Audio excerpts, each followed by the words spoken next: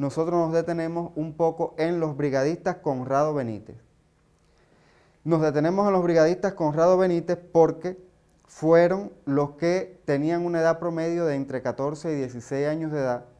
Fue la juventud que tuvo que interrumpir sus estudios para dedicarse a la tarea de enseñar a leer y escribir en nuestros campos, y fue los que dieron el impulso decisivo a la campaña de alfabetización en nuestros campos, porque las zonas rurales eran las zonas más abandonadas desde el punto de vista de la educación y desde el punto de vista de todas las esferas de la sociedad. Los brigadistas Conrado Benítez además fueron los que tuvieron que vencer todo un conjunto de obstáculos, todo un conjunto de prejuicios para poder adentrarse en la tarea de enseñar a leer y escribir en nuestros campos. Había campesinos que querían alfabetizadores en sus casas, pero no querían, por ejemplo, que el alfabetizador fuera negro. Había campesinos que si tenían hijas hembras, no quería que el alfabetizador fuera un varón. Había campesinos que si vivía solo con su esposa, el alfabetizador tenía que ser una mujer por cuestiones de celo.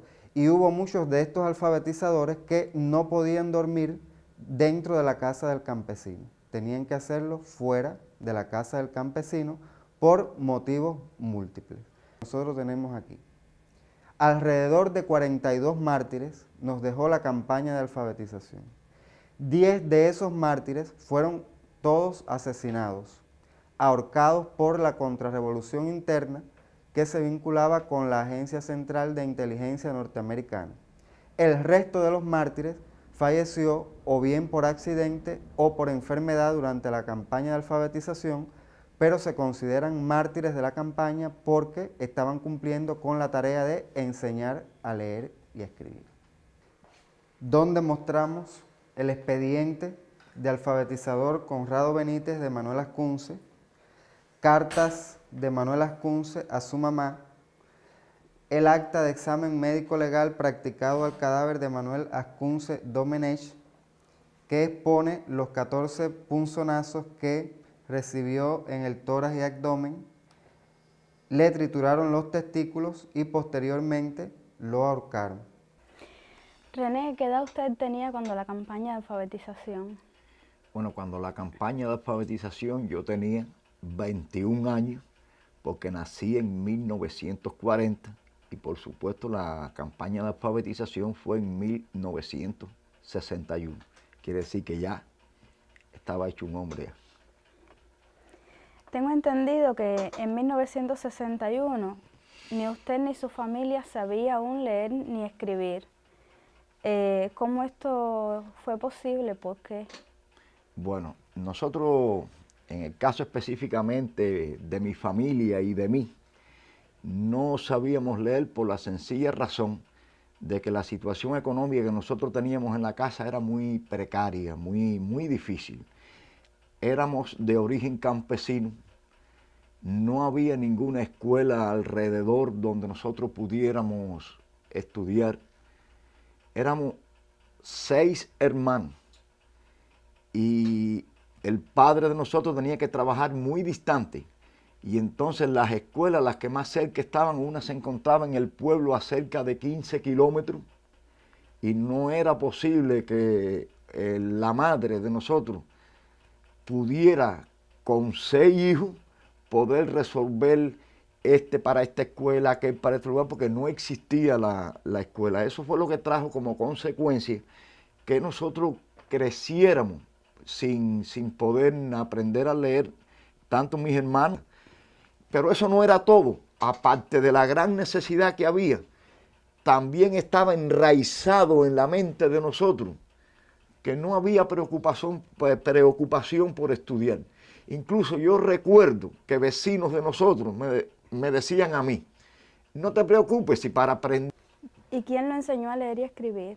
A mí me enseñó a leer y escribir una maestra muy joven, cuando aquello tenía 16 años tenía, que se llamaba Ana Miriam Duque de Alquizar, una maestra excelente. Y sobre todo, si ella iba a enseñar, digamos, la A, ella buscaba que alguien si alguien se llamaba Armando, era una motivación muy grande. Y me recuerdo la noche que explicó la R, que me llamaba René, y me dijo, ya ven como René. Dile, no, pero yo no me llamo René, yo me llamo José. Dice, no, pero tú me dijiste que te llamabas René. Dile, porque me llamo José René. Y ella explicaba las letras basándose en los nombres y en los apellidos de los alumnos que tenía en el aula. Quiere decir, un recurso que llegaba bastante. Y otra cosa, ponía a recitar a la gente si se sabían alguna décima, como era del campo. Yo tengo una anécdota, que eso es increíble. Me dijo, hey, tú puedes poner alguna décima tú que eres repentista, alguna décima en el mural. Dígale, bueno, yo todavía no la puedo escribir, pero la puedo hacer. Dice, y si yo te la escribo, tú me la dictas. Y más nunca se me olvida. Dice así, que si me atrevo a escribirla, sí, maestra, como no, la décima me nació del alma para decirla. Ella es flor que sin abrirla sabemos de su perfume, sin que una pena me abrume y sin que llegue el dolor. Esa es la única flor que el tiempo no la consume. Y la escribió completica y la tuvo toda la semana, la ponía. Entonces de ahí, cuando nosotros aprendimos un poquito, empezó a decir que una oración más o menos como era, y a las que tenían mayor conocimiento, empezó a sacar cosas. Y me dijo, bueno, ¿y por qué tú pones esto? Y le dije, no, eso es natural. A mí no me preguntes lo que yo he puesto, yo lo sé hacer. Pero ¿qué tú me vas a preguntar? Dice, no, porque ahora yo lo supe. Me dijo, no, porque aquí hay metáfora y silba. Y digo, yo no sé lo que es. Dice, ¿cómo tú lo pones? Y digo, porque eso es por oído. Y así fue. ¿Y fue a la universidad también? Bueno, ajá. Después de eso, yo cogí el 6º grado en las Fuerzas Armadas. En las Fuerzas Armadas yo hice el 6º grado. No me sentía contento y pusieron secundaria en las Fuerzas Armadas también. Yo dije, voy a probar. Probé y hice la secundaria en las Fuerzas Armadas. Pero en aquellos tiempos las Fuerzas Armadas eran muy difíciles. Te estoy hablando del año 63, 64, cuando los ejércitos occidentales, centrales y orientales se estaban organizando. La vida en campaña era muy difícil. Entonces a mí me agarra el año 66 con la secundaria nada más. Comprenderás que del 61 que me alfabeticé, en 6 años llegar a la secundaria nada más no había adelantado casi nada, muy poquito. Pero es que la mayor parte del tiempo la pasábamos en movilizaciones, en esto, y cada vez que llegábamos a la unidad, que empezaban las clases, normalmente venía una maniobra, digamos, a Pinar del Río, 2 meses, se paraban las clases 2 meses otra vez. Volví a empezar cuando llegaba otra vez. Y en esas circunstancias me coge 1966 con la secundaria nada más. Después yo me licencio de las Fuerzas Armadas, paso a trabajar a otras actividades y hago la Facultad Obrera. Y ahí sí ya estaba bien parado ya, porque la facultad, hice todos los semestres de la Facultad Obrera, con un trabajo tremendo porque no tenía base ninguna. Tú comprenderás que por mucho esfuerzo que yo haya hecho, no es igual un hombre dando Facultad Obrera cuando la base que trae es la de todo el sistema educacional del país, a cuando la base que trae sea cogida con alfileres como la que yo traí.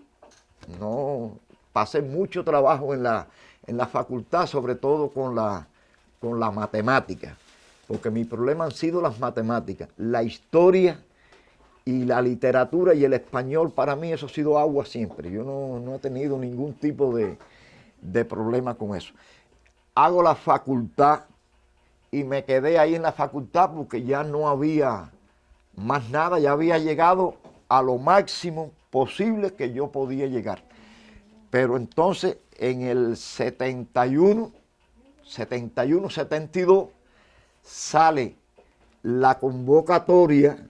Ahí es donde yo me pongo, hablando así en campesino, me pongo las botas. Sale la convocatoria para cursos universitarios, para la licenciatura de Ciencias Sociales, ¿no?, para trabajadores. Y baja por la vía de los organismos.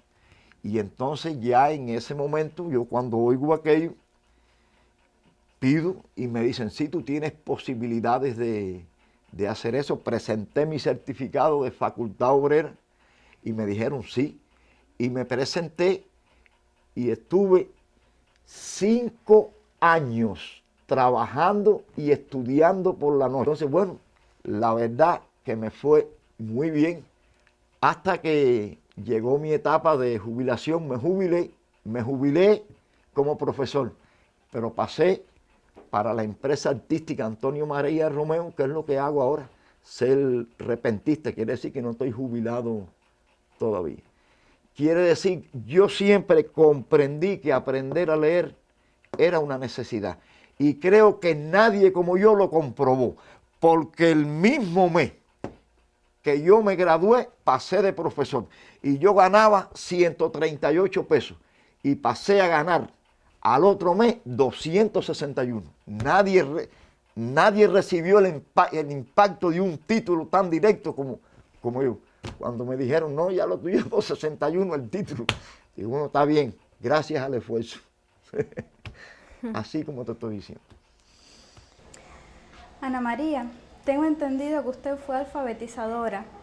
¿Podría contarnos cuándo y cómo usted se enteró de la campaña de alfabetización? ¿En qué situación usted se encontraba?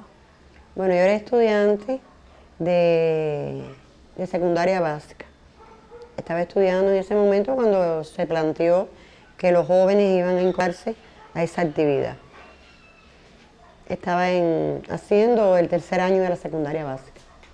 ¿Por qué decidió tomar parte en esta campaña? Imagínate, era el comienzo de la revolución. Todos los jóvenes nos sentíamos entusiasmados con todas las actividades de la revolución, porque eso al principio de la revolución era un entusiasmo fantástico. Y la juventud, más que nadie, estaba al tanto de todo. Y el gobierno hacer la exhortación a que la juventud se incorporara, pues la mayoría, además en ese momento ya yo pertenecía a la Asociación de Jóvenes Rebeldes, estaba en la actividad máxima y yo decidí incorporarme a esa actividad. ¿Qué edad tenía cuando la campaña? 15 años, recién había cumplido los 15 años. ¿Y cuál fue la reacción de sus padres cuando supieron que usted participaría en la campaña? Ahí fue. Mi papá se opuso completamente, independientemente de que él había acabado de regresar de Girón, de la lucha de Girón, porque él era miliciano y era muy revolucionario, pero en aquel tiempo tú sabes que hay mucho prejuicio. Además yo era la muchacha, la joven de la casa, y de ninguna manera quería que yo me incorporara. Pero mi mamá jugó un papel muy importante.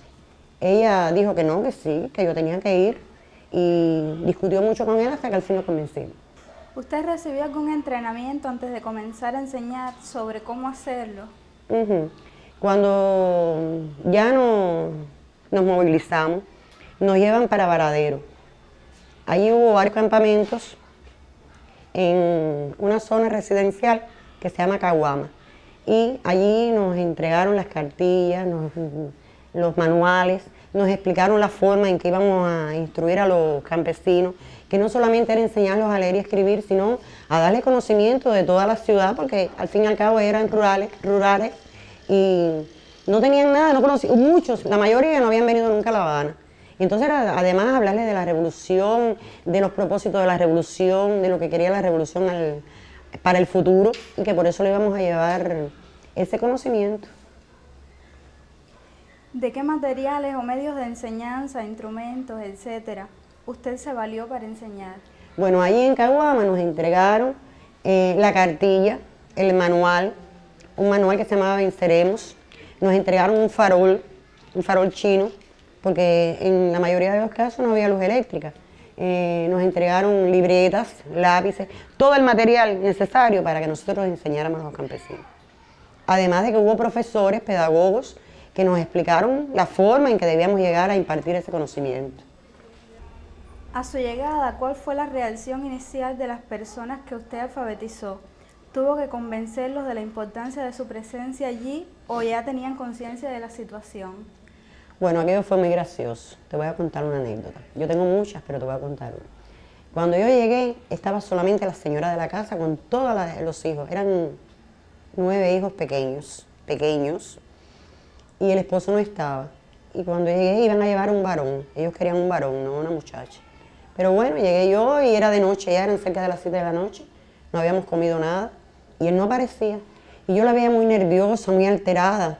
Y yo, ¿pero qué le pasa a usted? Explíqueme, ¿qué sucede? El problema es que a él le gustaba mucho tomar, tomaba mucho ron y como veía que no habían llegado, sabía que iba a venir mal. Efectivamente, al poco rato llegó él, Manolito se llama. Y llegó primero a la yegüita, porque ella se lo dejó caído en el maíz. Cuando se apareció me dice, no, yo no quiero un varón, yo quiero una hembra. Porque mira qué hembra más linda mandaron, pero tú sabes mucho. Y yo decía, bueno, yo no sé mucho, pero lo poco o lo mucho que yo sé, yo lo voy a compartir con ustedes. Y me decía, bueno, dime, ¿qué es lo que es el tasajo? Y yo le digo, bueno, una carne salada que se come para que no se eche a perder. Dice, no, tasajo no es eso, tasajo es una institución de señoras y señoritas. Digo yo, mire, yo no lo sabía. Dice, bueno, ¿y qué? Y entonces me preguntaba todo y todo para él era una institución de señoras y señoritas. Y la pobre mujer aquella muriéndose de la pena, porque imagínate, la habanera, primera vez encontrar aquel panorama, pero no pasó bien todo, no hubo problema. Entonces, después ya al otro día, que él estaba claro, muy apenado, me dio una explicación y ya no hubo ninguna dificultad, porque ellos eran analfabetos, pero eran muy buenas personas, tenían un alma muy noble, eran muy sencillos. Y ya nos llevamos muy bien al principio, desde el principio hasta el final. ¿Cuántas familias usted alfabetizó? Yo alfabeticé 14 personas, en diferentes casas, en 5 familias. Además de eso, bueno, déjame seguirte mi día típico. Entonces yo limpiaba la casa, después que limpiaba la casa, iba para una escuelita que abrimos, que allí no había escuela, allí no había maestros, allí no había ningún maestro en ninguna escuela. Los niños de 7 u 8 años no sabían leer ni escribir todavía. Entonces ellos me ayudaron y abrí una escuelita con unas pencas y unas de madera y los enseñé a leer y escribir. En esos 8 meses enseñé a leer y escribir. Y estábamos allí desde las 9 hasta las 2:30 y a esa hora nos... ¿Usted podría describir a las personas que alfabetizó? Son muchas. Yo alfabeticé muchos. Pero bueno, tengo entre ellos al primero, no porque lo quiera más, sino porque era el que más problemas tenía. Tengo a uno que se llama Ignacio Báez. Él era sordo de un oído, creo que del oído derecho en aquel momento, ahora es sordo de los dos. Y era ciego del ojo izquierdo, o sea, contrario. Y tenía un afán por aprender muy grande. Él es el que escribe la poesía, y la poesía que tú también leíste anteriormente. Es un poeta. Tiene enorme cantidad de poesías, enorme, vaya, él tiene un libro de poesía. Y en este momento, como es minusválido, se dedica a eso. Él edita las poesías y las vende a precio muy barato, pero bueno, de eso... Bueno, yo me imagino que enseñar a Ignacio con los problemas y las limitaciones que tenía le haya sido muy difícil. ¿Cómo usted logró que él aprendiera? Chica, fue difícil y fue fácil, porque como él tenía tantos deseos de aprender, ¿me entiendes? Nada más que una vez peleamos, porque le costaba mucho trabajo la ñ. Y entonces yo le decía la ñ con la O y él me decía yo, y le decía ño, hasta que un día dijo, coño, y digo, esa misma es, y ya la aprendió. Pero no, él tenía tanto afán de aprender, tantos deseos de saber, que no me fue tan difícil, me fue bastante fácil. Esta poesía me la escribió Ignacio Báez allá en el año 61, el que yo alfabeticé, que era ciego y sordo. Aquí comienza la historia de una linda brigadista, patriótica y socialista que no olvida mi memoria. Es bella como la gloria, sincera de corazón, y es la más oportuna para la alfabetización. Tierna y dulce Ana María Lila Flor, te improviso con honor la más bonita poesía, llena de melancolía para tu alma colosal, porque has hecho un ideal, ideal que no se olvida, y te irás agradecida para tu Habana natal. ¿Usted considera que la campaña influyó en su vida posterior? Mucho. Yo considero que influyó mucho porque me dio independencia. Ahora ustedes no tienen ese problema. Los jóvenes de hoy son independientes desde que tienen esa edad. Pero nosotros no. Nosotros no podíamos ir al cine, no podíamos salir. Pero ya, al regresar de la campaña de alfabetización, ya estábamos liberados.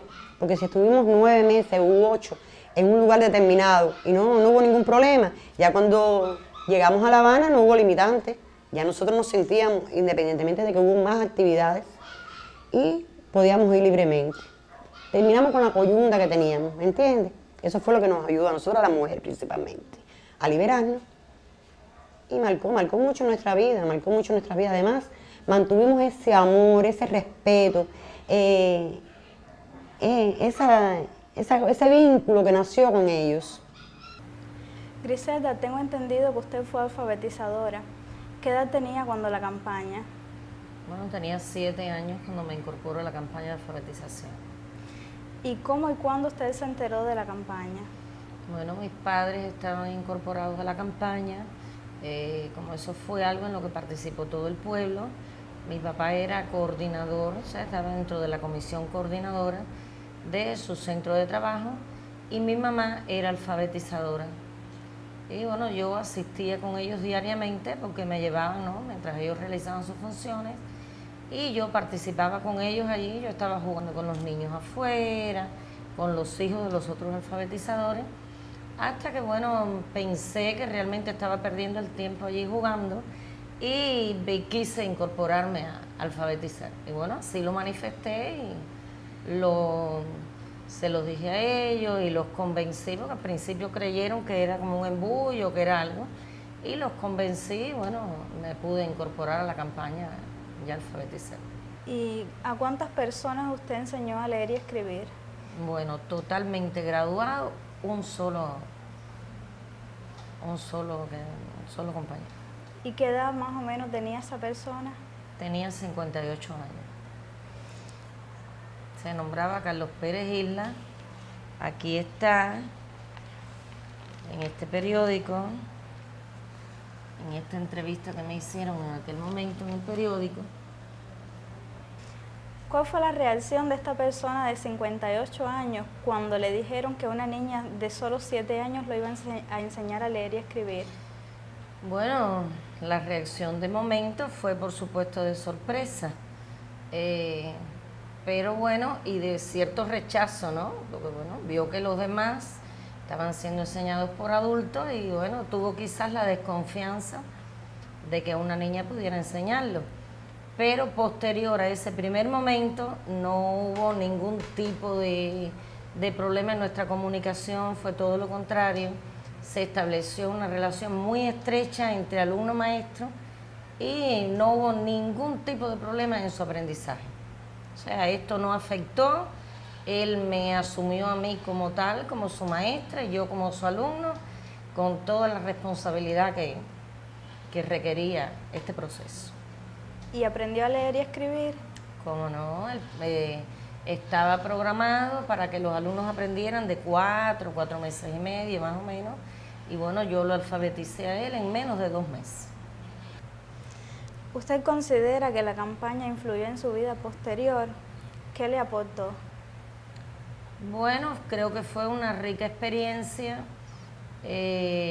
Después yo fui maestra.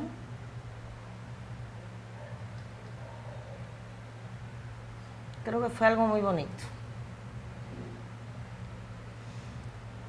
¿Y qué opinión usted tiene de la campaña de alfabetización después de 40 años?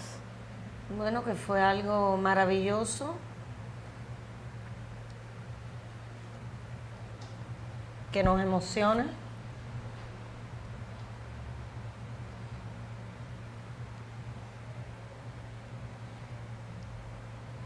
Algo muy bonito, que sentó las pautas para el desarrollo posterior del país, ¿no? Porque bueno, con el nivel de analfabetismo que había, no podía avanzar el país al nivel que se necesitaba. Además, el propio desarrollo de la humanidad, no solo de nuestro país, requiere de personas cultas, de que las personas puedan entender, puedan leer, puedan saber, y bueno, un analfabeto indiscutiblemente es un gran problema para el desarrollo de cualquier país. Creo que fue una bonita experiencia, fue todo un pueblo unido, ya que el que no alfabetizaba aprendía, y algo muy desinteresado por parte de todo el pueblo entero volcado a esto, y creo que fue una experiencia maravillosa para todo el que participó en la campaña. ¿Qué opinión usted tiene de la campaña después de 40 años?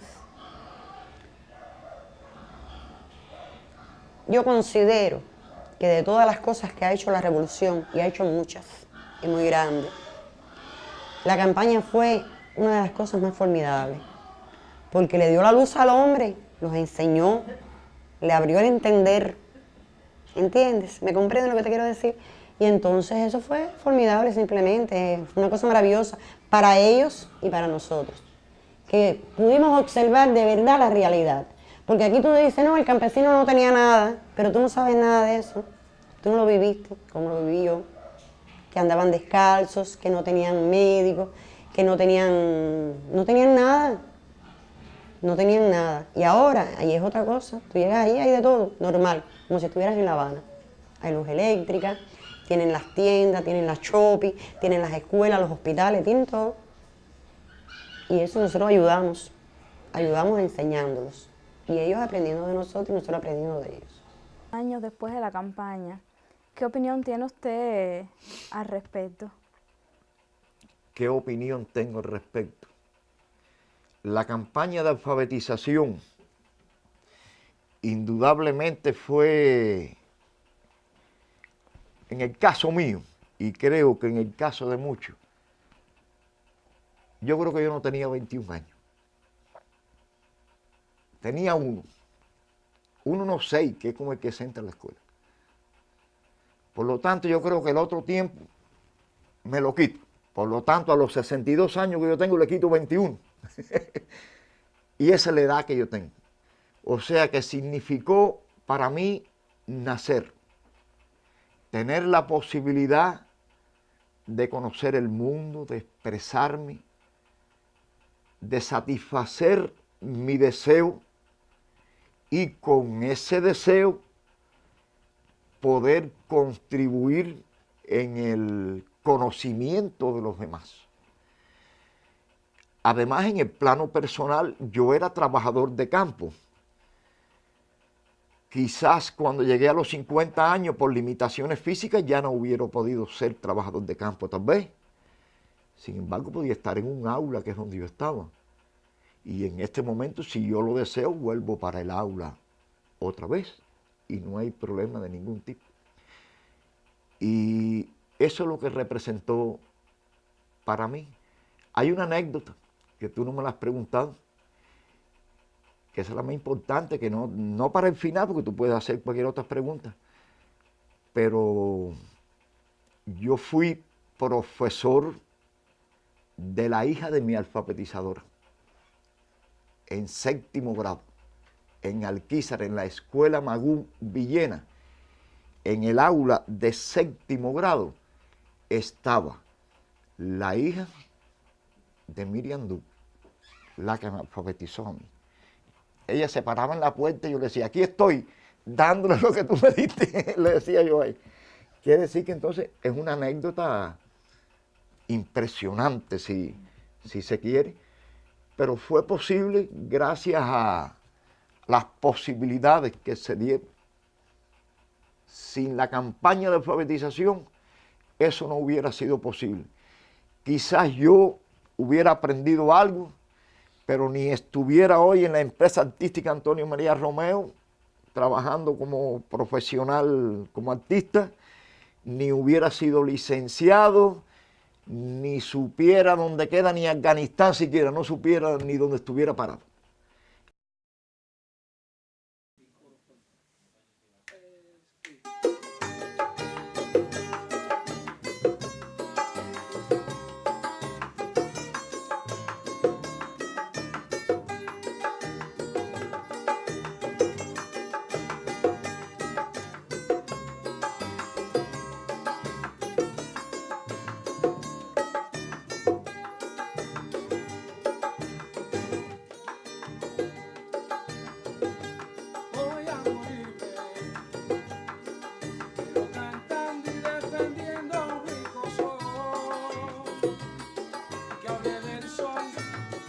Cuba y sus palmeras.